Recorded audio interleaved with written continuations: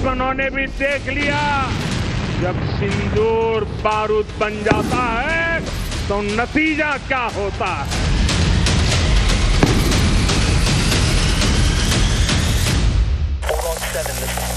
Troops in contact.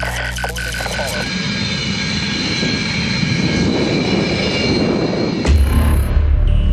Five.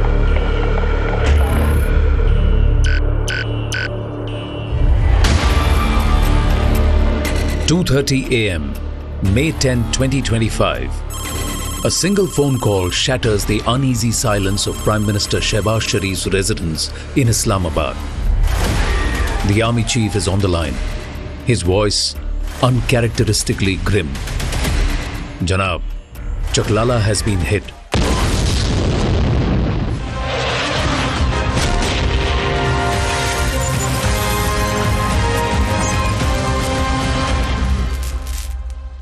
नौ और 10 की दरमियानी रात में तकरीबन 2:30 बजे सिपा सलार जनरल सैयद आसिम मुनीर ने मुझे सिक्योर फ़ोन पे मुझे बताया कि वज़ीर-ए-आज़म साहब, हिंदुस्तान ने अपने बैलिस्टिक मिसाइल अभी लॉन्च किए हैं, एक नूर खान एयरपोर्ट पे गिरा है और कुछ और दूसरे इलाकों में गिरे हैं।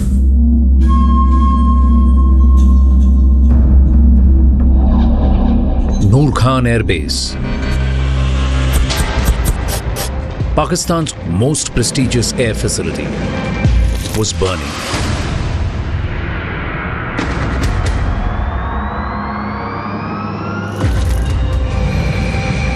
Not just a symbolic strike, it was surgical and devastating.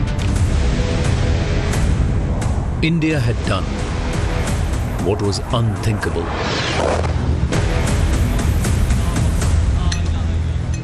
You know, it was building up.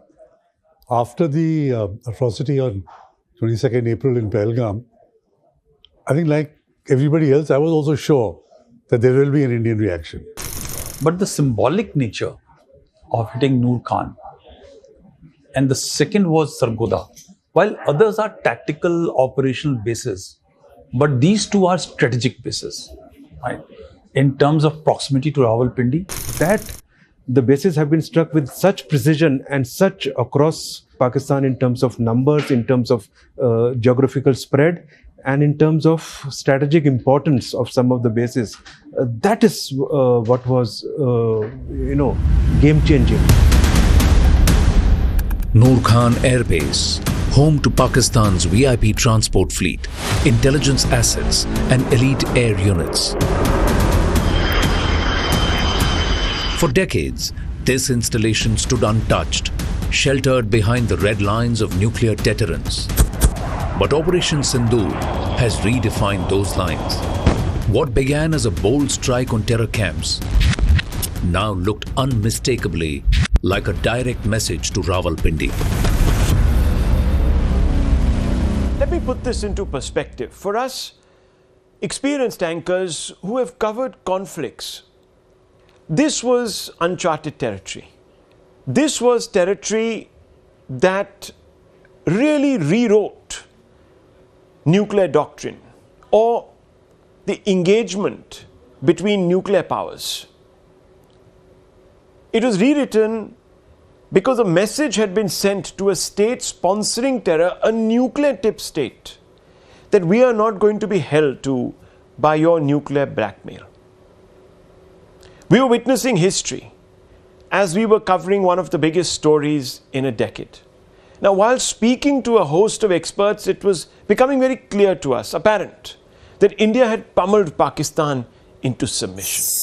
It certainly caught the world by surprise, and they will have to take notice because it's been demonstrated on the ground that any act of terror will be treated as almost like an act of war, and that will be retaliated to. So this is now the new normal. And West needs to particularly see this because they've been arming Pakistan and now China is arming them. So the world needs to take notice. If they are serious about terrorism, they need to take notice of epicenter of terrorism and take their action strongly.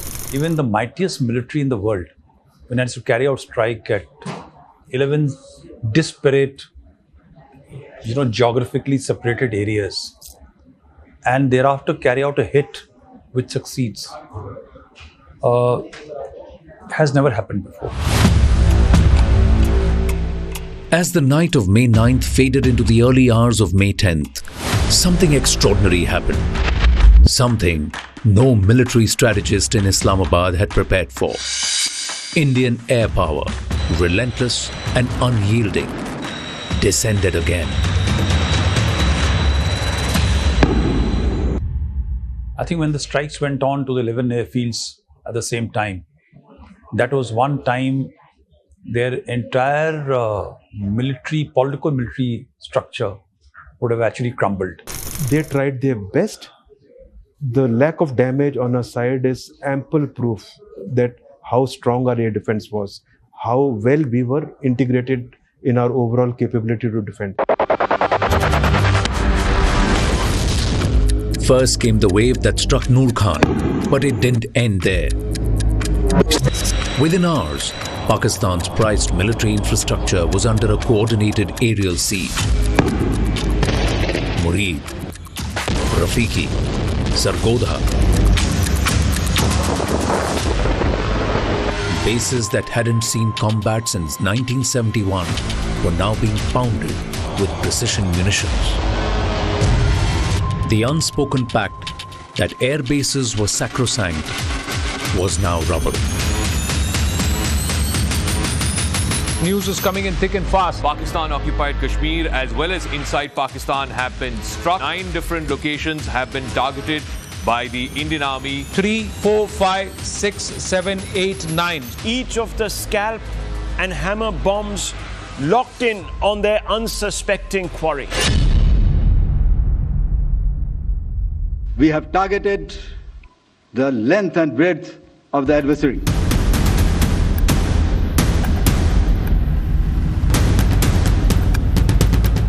We will not submit to nuclear blackmail anymore, and that we will not make a distinction between terrorists and their sponsors. So if there's a terrorist attack, we will treat it as coming from the Pakistan government and the Pakistani state authorities. So these are all new doctrinal elements, the Indian policy, which the world has to get up and take notice and accept, because we have demonstrated it on the ground. In terms of what it did to the doctrine, I think firstly it is a very restrained action on our part. Okay, it wasn't, if we were building for a conversion conflict, what we did on 10th morning, we would have done on 8th. In Islamabad, the mood turned from concern to dread. Prime Minister Sharif, bleary-eyed, entered a national security briefing at 4 a.m. Reports kept pouring in, one after the other. Pak bases pounded. A dozen sites targeted with clinical coordination.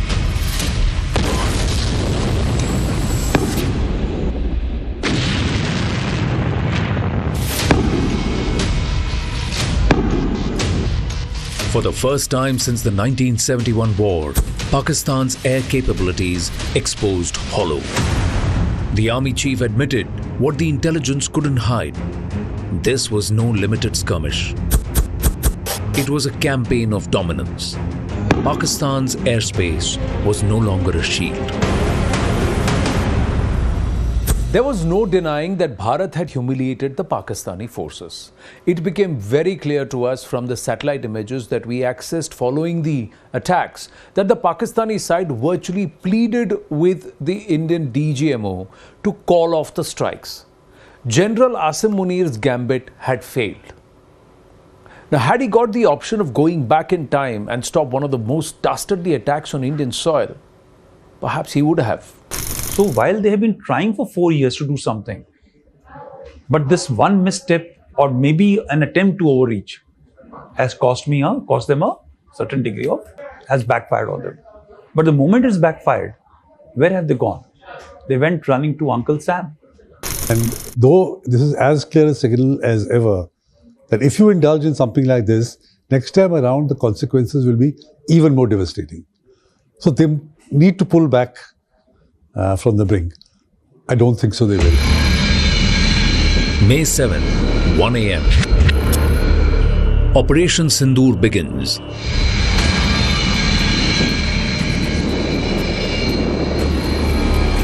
Indian jets evading radar, navigating valleys and hostile airspace. 9 terror hubs deep inside Pakistan.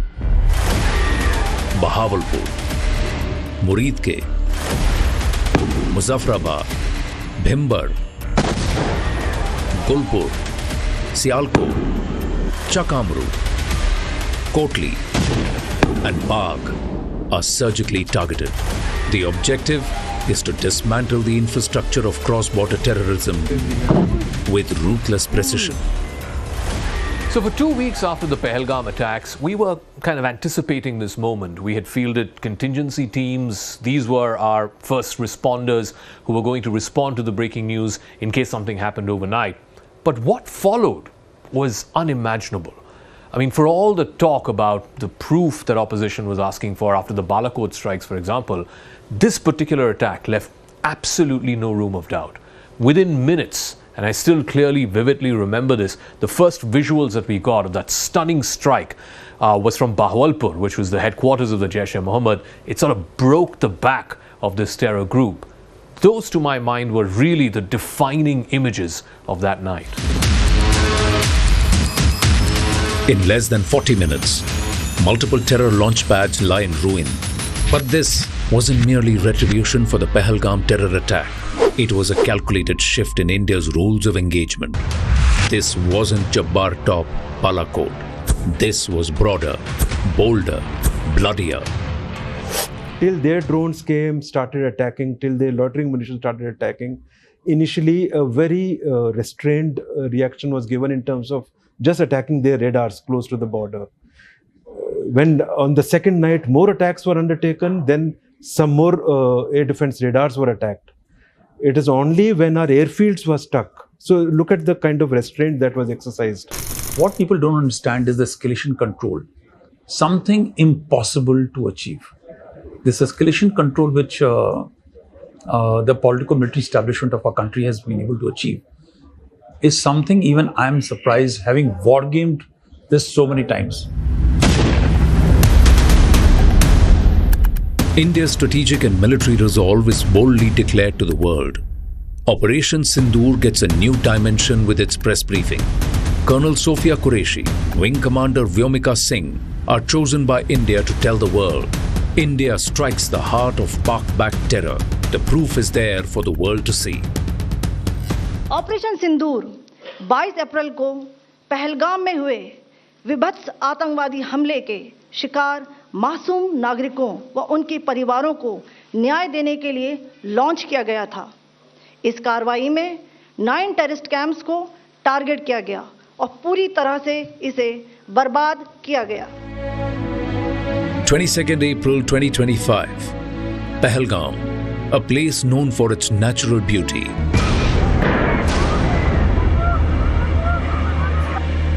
became a graveyard of innocence.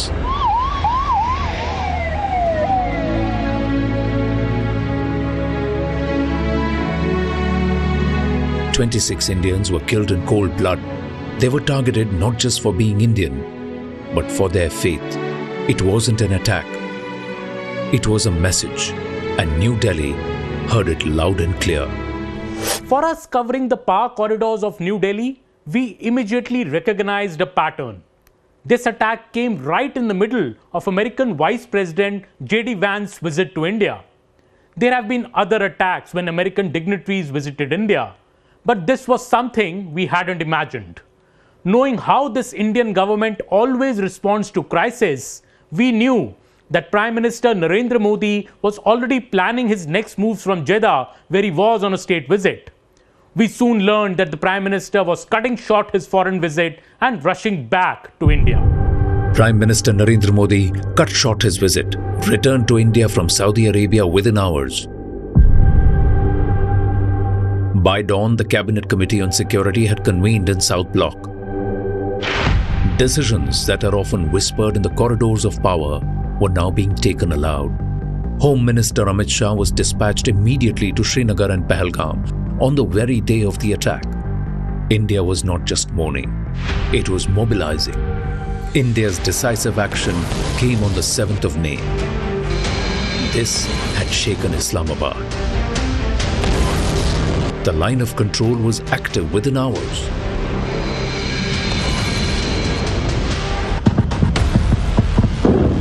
One such house in Uri where you can see the window has come out, the glass panels are shattered. But look at this. Shrapnels from the artillery shell landed here and then caused all of the destruction of this house. This entire structure here has completely gotten demolished because of the massive ceasefire violation. May 8th, late evening. Pakistan retaliates with drone and missile strikes, targeting 14 Indian military sites. All attacks are neutralized. The integrated defense grid and S-400 systems lock onto threats with chilling efficiency. India's Tri-Services chiefs leading India's defense measures from the Special Control Room. A novel air defense system serving as India's very own Iron Dome.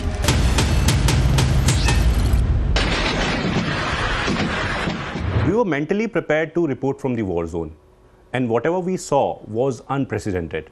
But then we knew of the sort of challenges that are coming our way, and it was exciting as well. While the border towns were simmering, back in Delhi, the diplomatic clock is ticking quickly. External Affairs Minister Dr. S. Jaishankar meets with Saudi and Iranian counterparts.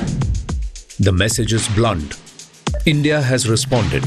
If Pakistan escalates, we will not hesitate. The red lines are being redrawn.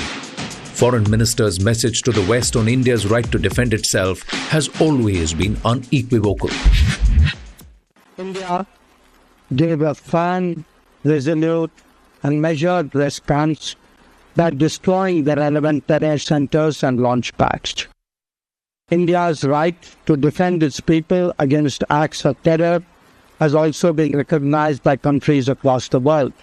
Well, in a stark contrast, Pakistan's diplomatic outreach was a total disaster. Pakistani ministers and in fact former ministers like Khwaja Asif, Sishakdars and Bilawal Bhuttos went to Western media and ended up embarrassing themselves.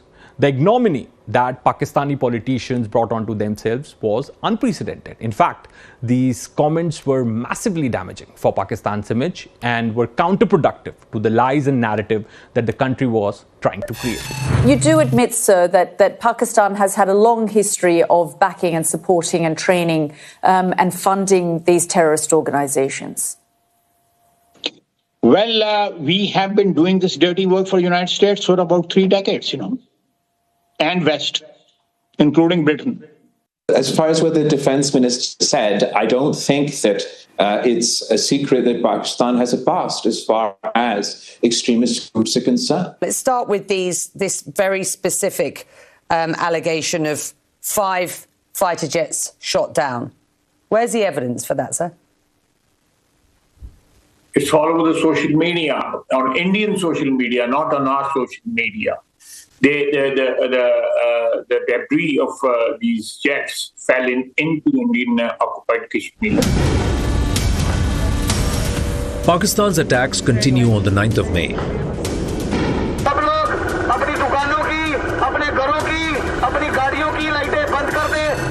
300 to 400 drones launched from Pakistan from Leh in the north to Sir Creek in the south.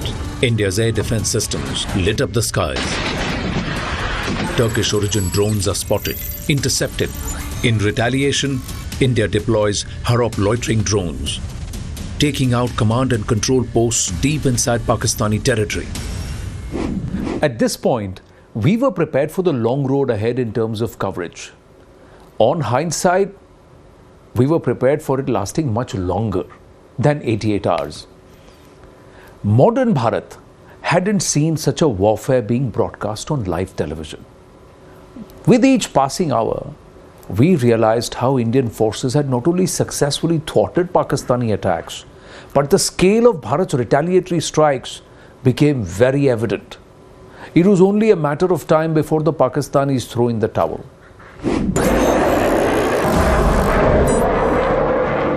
It is only after that strike that our hit has taken, our offensive action in terms of striking 9 of their targets right across, including Sargodha, including Chaklala, including Jakobabad, Bolari, all important targets. Not only targeting their air defense centers, but also targeting their high-value assets on ground, targeting the AWC hangar, targeting their F-16 shelters, targeting their launch capability in terms of runways. 10th of May, 3 a.m. The gloves are truly off. Indian jets strike more Pakistani bases in Murid, Rafiki, Sargodha. Rawalpindi finds itself cornered. For the first time in decades, key Pakistani air assets are under threat, and panic spreads within Pak Army establishment. Breaking news, India has now struck Pakistan in Operation Sindoor. Each of the scalp and hammer bombs locked in on their unsuspecting quarry. Within seconds of the strike,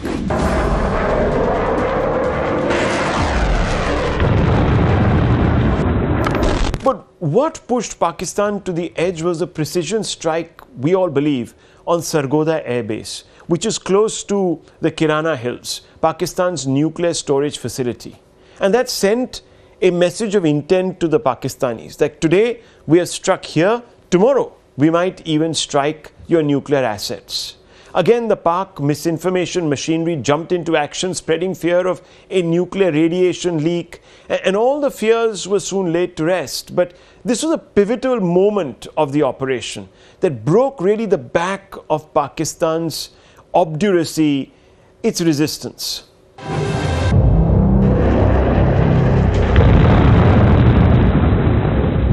The Sargodha thing which happened is, look at the layers. You had the Chinese layer to observe. You had all the private satellites, imageries, number of international systems giving feed to the enemy. You had, I think, the assets which were somewhere in Sargodha had certain degree of American assets also to forewarn. First phone call between India and Pakistan, the DGMOs are talking. Now, just break this down for us. DGMOs talking, what does this mean? Pakistan wants de-escalation. Situation is, in fact, bad in the country, and Pakistan wants to meet Indian side. This was the connection between the DGMOs on both the sides, and they have spoken on hotline. While India decimated more than half a dozen Pak air bases, the man who helms affairs in Rawalpindi is hiding in a bunker. His close aides were feeding him information about humiliation of his forces. Many of his personnel killed, his air defense system in tatters, and morale of his forces at an all-time low. He waves the white flag in reluctance. Pak DGMO rushes to call it a truce. India achieves its mission. Pakistan admits defeat. You know, this was a particular sort of defining moment in our coverage, and I still clearly remember it was a little before noon on Saturday, the 10th of May. Our security affairs editor, Manoj Gupta, he was leading the coverage for us on the reporting front. He was the first person to break this piece of information that the Pakistani DGMO had called his Indian counterpart, the Indian DGMO. He had dialed the hotline and then sought a truce. And then within moments, Islamabad's surrender was swift. While New Delhi was preparing to make the announcement, an overeager Donald Trump jumped to make the announcement to the world, but India was quick to shut down any attempts to claim a third-party mediation. Military operations of Pakistan called the Director General of Military Operations of India at 15:35 hours earlier this afternoon.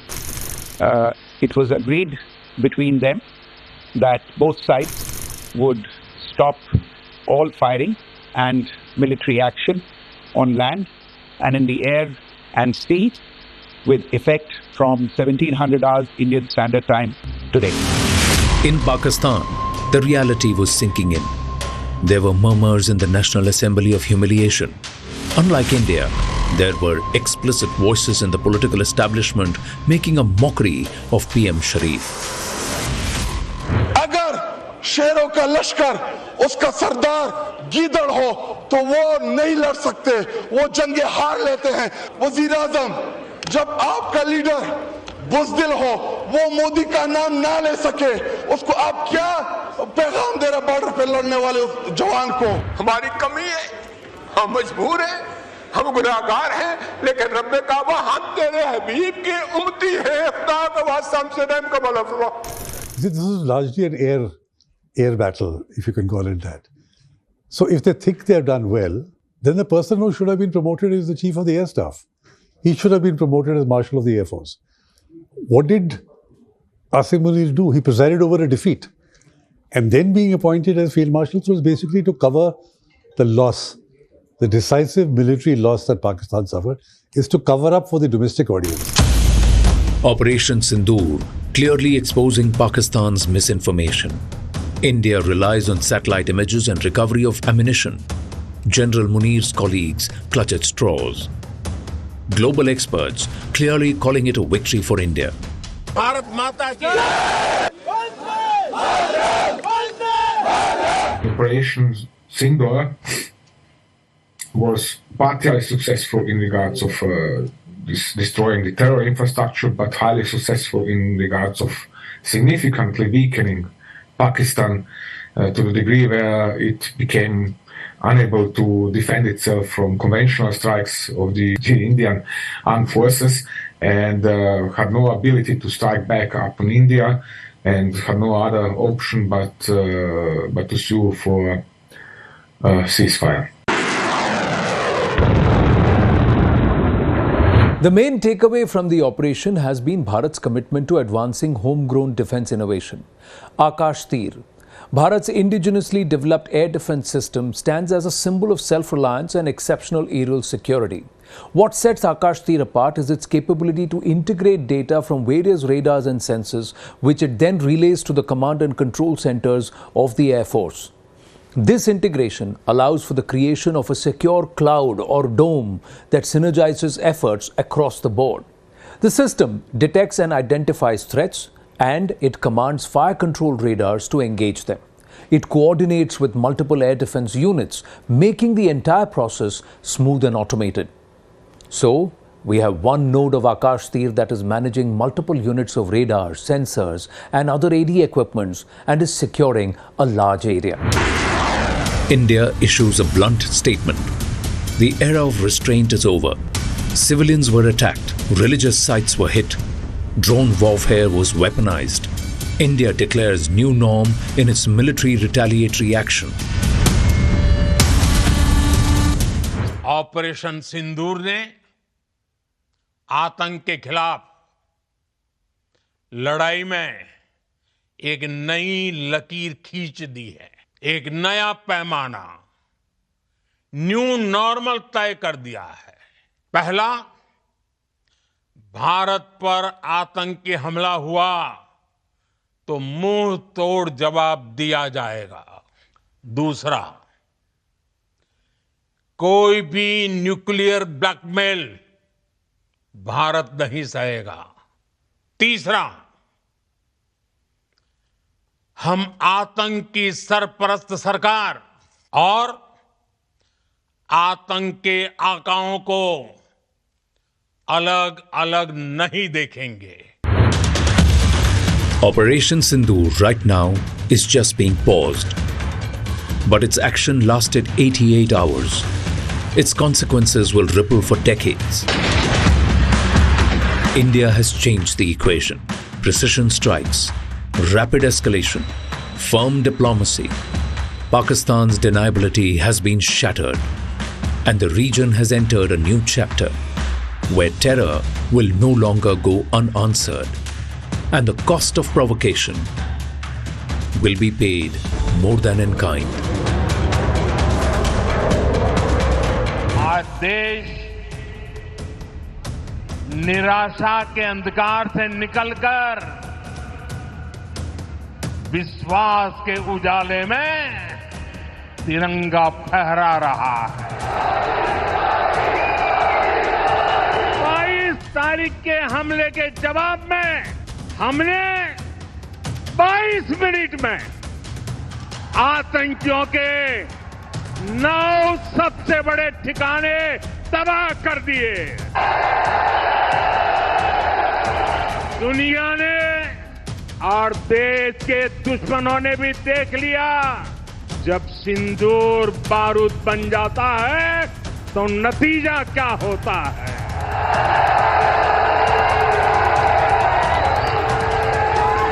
और army के सभी जाबांजों, BSF के अपने शूरवीरों को salute करता हूं।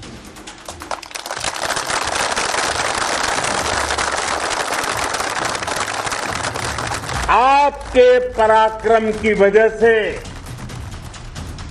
आज ऑपरेशन सिंदूर की गूंज हर कोने में सुनाई दे रही है।